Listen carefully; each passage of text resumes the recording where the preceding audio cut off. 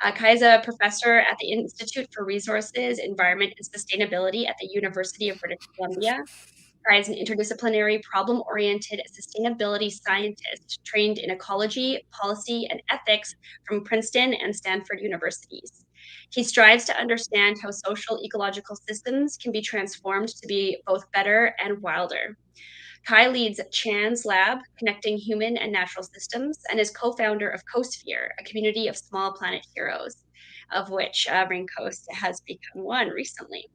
He has a number of other accolades, and I encourage you to explore his labs page to hear more about his exciting work. And with that said, I'm going to share Kai's screen and leave it to you, Kai, to take it away. Wonderful. Thank you so much, Shauna, and for organizing this really important event. I uh, I have never presented on this platform before, so this is really fun. I hope that this is working and that you'll let me know if it isn't. But my role here is really to set the context for the kinds of interventions that we can do at a local scale, including this one that I'm looking forward to learning more about when Deb talks in particular.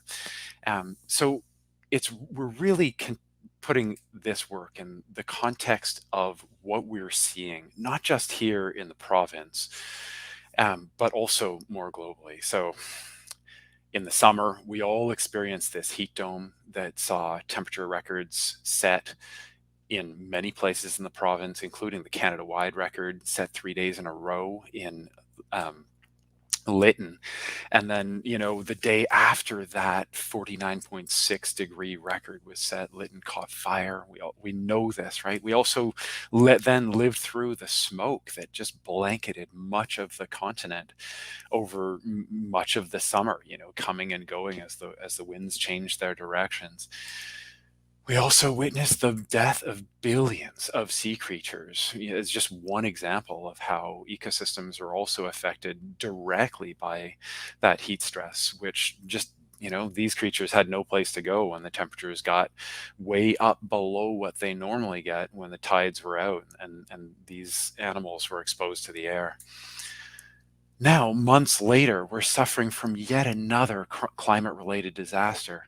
And interestingly, you can trace the roots of the flooding and landslides and mudslides that we've seen partly to the fires themselves in terms of the hydrophobic chemicals that got under the top layer of the surface and that contribute to much more rapid runoff from the land than we would normally have, as well as, of course, to climate change through this greater likelihood of stronger atmospheric river events, which we've now had 4 of in the last 3 weeks, as well as the logging that contributed to destabilizing slopes, including for the construction of pipelines. This is a picture here of a space where some trees had been brought down for the sake of the construction of the TMX pipeline, which it seems may have contributed to this mudslide that then buried one of the highways. And this is not just about us. It's not just about, populations of sea creatures. It's also part of a much broader phenomenon that sees up to 1 million species at risk of extinction due to human activities.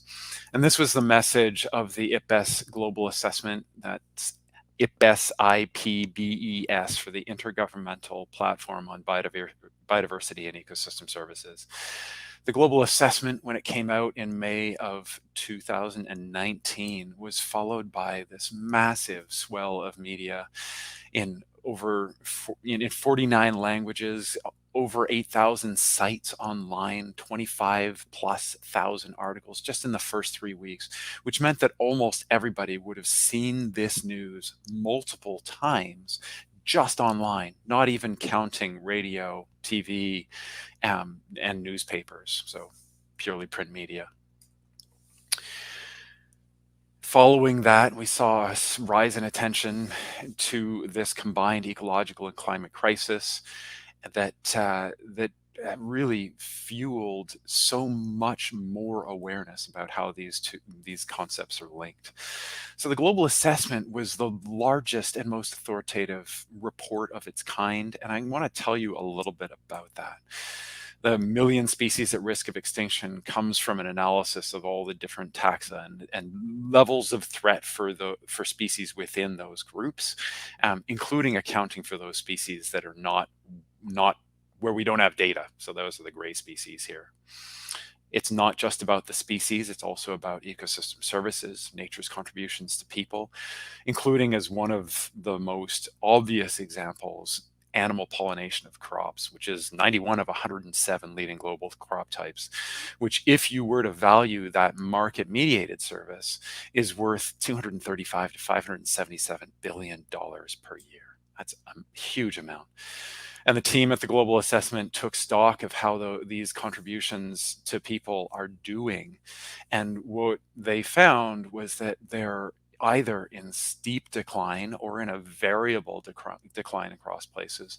The few little pieces of good news are almost entirely actually measures of human manipulation of ecosystems rather than the integrity of ecosystems themselves. So percentage of land planted for crops and biofuels.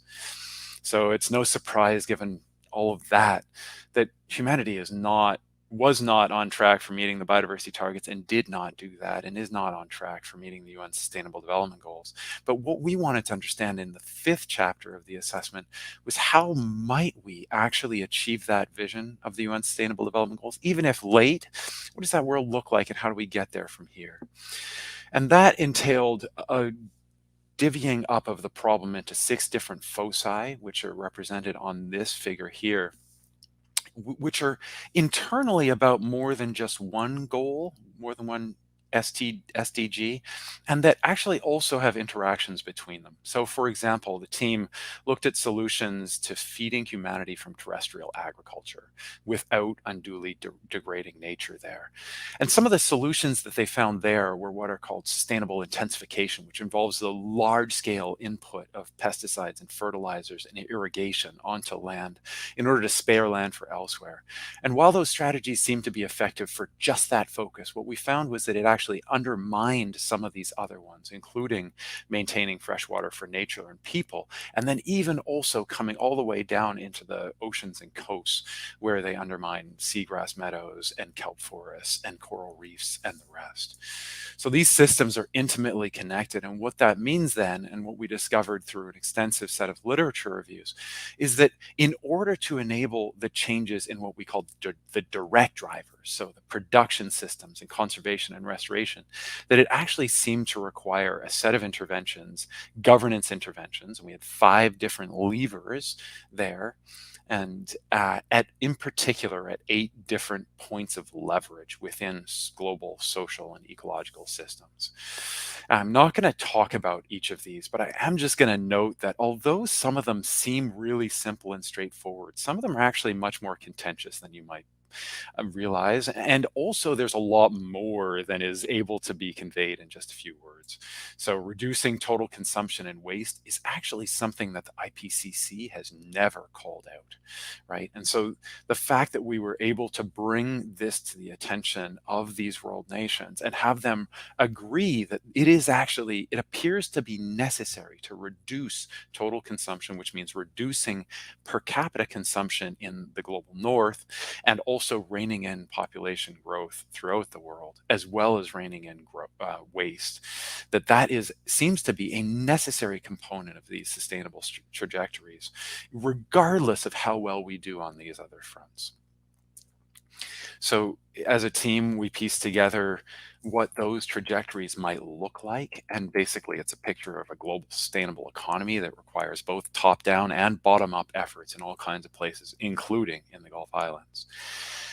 These, as I said, were contentious ideas, and they were not easy for many nations to swallow. And so some of the most important passages of the text were actually deleted several times over the course of the negotiations. What many of you possibly don't realize is that the summary for policymakers is actually a document that is written with the nations over the course of a multi-day negotiation. So it was 4 days from 8 o'clock in the morning till past midnight, and past 3 a.m. actually on the final day. And here's a rare moment of me smiling when we rescued this really pivotal text after its 3rd deletion. So that sets us up to recognize that there are massive obstacles standing in the way of these sustainable trajectories. And what it's going to require is a combination of place-based efforts to remake institutions, and that involves several of the leverage points, and that I'm really looking forward to hearing Deb's comments about that. But I just want to say one other piece here that, it so many groups are doing great work towards these objectives of transformative change and sustainable trajectories. But we're working for the most part separately. And what really seems to be needed is to bring science together as a meeting place for so many of these well-intentioned efforts, so that so many of these groups are not don't have their work dismissed as if it's a special interest kind of thing, that they benefit selfishly from these kinds of interventions. And so here at UBC, we're launching this initiative that's called CoSphere. Stands for a community of small planet heroes. Our vision is for humanity to become nature positive, actively supporting a sustainable future in which people live in harmony with nature, by making it easy, enjoyable, and empowering for people to initiate and support transformative change towards sustainable practices and societies. It involves helping people understand how these various efforts fit in with the levers and leverage points, and what else needs to happen in order for that to ripple out more broadly.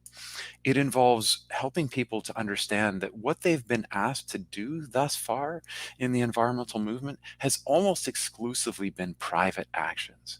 These are voting on small initiatives. It includes buying differently, including organic and fair trade, electric vehicles. It means composting and recycling and conserving water and all the rest of that. But in all of those private actions, we're just a drop in the bucket of 8 billion human beings on this planet. And so these other two kinds of actions are ones that actually have ripple effects that can really spur transformative change. And in fact, that is where transformative change is not possible without a whole bunch of people taking these actions of signaling what they find appropriate or necessary or abhorrent in social contexts, as well as working directly on changing the institutions locally, regionally, nationally, or internationally. One really important component of that, in terms of addressing that total consumption leverage point, is helping people to understand that a good life does not need to entail, in fact, is not even really consistent for millions and millions of us, let alone billions, with the idea that seems so popular in terms of inextricably intertwined with the way that we measure progress, for example, through GDP as a measure of national progress. We seem to be under the impression that a good life is a life like this, where you fly to your own private island on your own private plane. And the truth is that that level of a life of luxury and leisure is only compatible with ecological degradation, where we price natural capital at free, and indeed the same kind of social exploitation and even slave labor in some cases. So what we hope to do is to make it possible for people to engage in the kinds of actions that resonate with them locally, in terms of the values that they adhere to, without having these years of feeling completely alone, as Greta had when she sparked the Fridays for Future movement. So to wrap up, we need deep change for climate, for life on Earth, for us. And the evolution of institutions is absolutely fundamental to that, including of our local institutions like the Islands Trust. And we'd love for you to join us at CoSphere. It's super easy to join. Takes just a couple of seconds if you log in through Google or Facebook or whatever else. And discover what we hope are helpful resources there, and a community of like-minded folks pushing for this transformative change. So with that, I will wrap up and look forward to the presentations to come.